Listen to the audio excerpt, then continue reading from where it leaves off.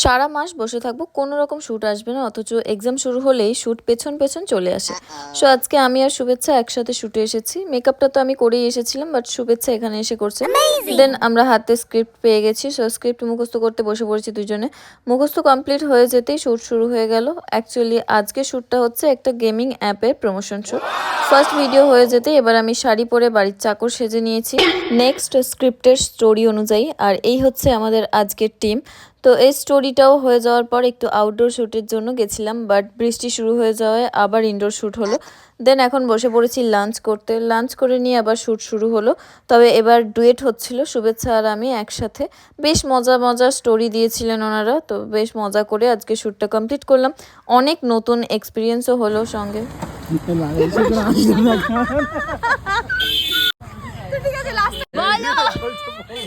বলো বলো